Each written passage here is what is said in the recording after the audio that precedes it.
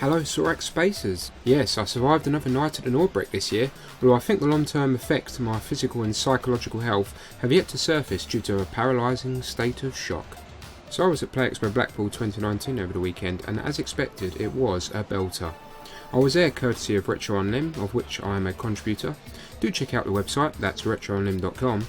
Besides me, there are loads of great content creators on there, including the likes of Top Hats Gaming Man, Larry Bundy Jr., Slopes Game Room, Kim Justice, so head on over there and you're bound to find lots of retro gaming video goodness.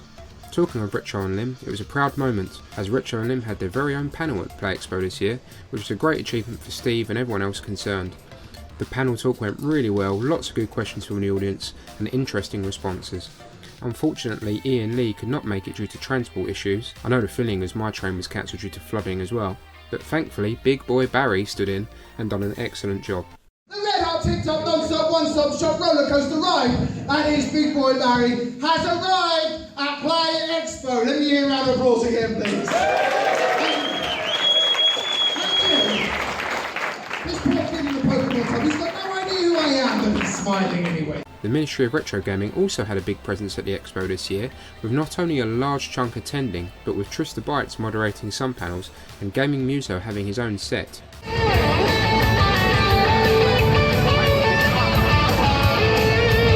So it really was a big year for both Retro on Limb and Morg, and for me personally, this Expo was probably my proudest moment as part of both groups.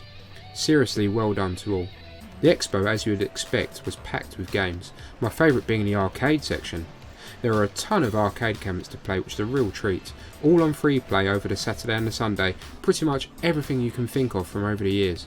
Space Invaders, Pac-Man, shooters like House of the Dead, Point Blank, Time Crisis, Space Harrier, the loud death scream from which you could hear over everything else no matter where you were standing at the Expo, Crazy Taxi, fighters like Street Fighter and Tekken 3, the list goes on and on. Oh, they also had a Sega Megatech system, which plays Mega Drive games but on an arcade cabinet, which was interesting. One of my favourites that I had a go on was Radmobile. I do love an arcade race with a physically moving seat. The best part was the after party, where there was much more freedom to have a go on the games you want because they're mobbed during the day. Additionally, there was a retro console section, an indie game section, which is always good to see and to have a chat with the developers themselves, and a Japanese gaming section, which was a real joy. I can't say I understood what was going on in that area, but I can say I repeatedly pressed the start button and hoped for the best. Oh, and some good pinball tables too, like Batman and Addams Family, although that wasn't working when I played it. There was a market section where you could purchase games, consoles, shirts, toys, Japanese games, merchandise, so there was plenty at the Expo to keep you busy. You could theoretically do it all in a day, but if you're meeting people and eating out etc, it will be a stretch and the 2 days are needed. I was on the lookout for an original box Mega CD, but unfortunately couldn't spot one, although it was probably best as I'd have to lug it all the way home from Blackpool. I did however purchase two of gaming's greatest ever games, Rage Racer on the PS1, which I thought looked quite bad but now I think it's probably good, and Olympic Summer Games on the Mega Drive because this man's face looked funny. If either of these games are good, I will be thoroughly disappointed. A big part of Play Expo is the social. I had the pleasure of meeting up with Darren aka King Monkey again. He's looking smug here as he beat me at virtually every fighting game in the Expo. Pete from On a Retro Tip, it was really great to see him again there. Kim Justice, who's always a pleasure to talk with. James I met properly from Let's Talk Retro, it's good to have a proper chat with him. Quang from Asobitech, who was demonstrating his game, which I had to go on, and it was really good fun actually, controlled with a hand sensor at the Expo. Really always good to see him. Tamara Cade, who's lovely and did an excellent job on her panel.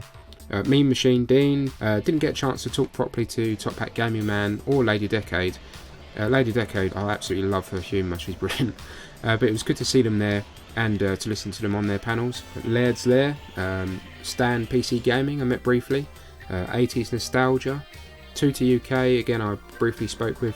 Lots and lots of people there, and as I say, the social aspect is a big part of why Play Expo Blackpool is so good. It was an absolute pleasure to spend time with the Moore crew, Mark and Joe from Maz Gaming, as well as Ash from 891, and Ben and Chris from the Grumpy Retro Gamers. Always a great laugh meeting up with them all. I've learned a few new words, none of which are broadcastable. Shout out to Harps and Belinda too, all of them made the weekend a brilliant one. Who cares about a penguin's dreams? You really should check out all of their channels, as not only is the content good, but they're my kind of people.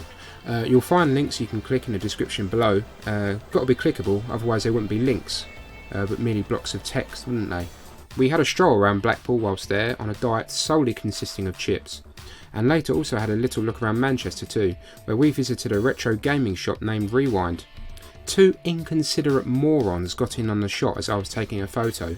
Then the hooded gentleman, rather than get out of the way, turned round and smiled at me in the most juvenile of acts. Still, great to see that retro gaming shops are still a thing, and if you're in the area, I recommend you pop in. Overall, it was a fantastic expo this year, really good fun, would recommend it to anyone into retro gaming for sure.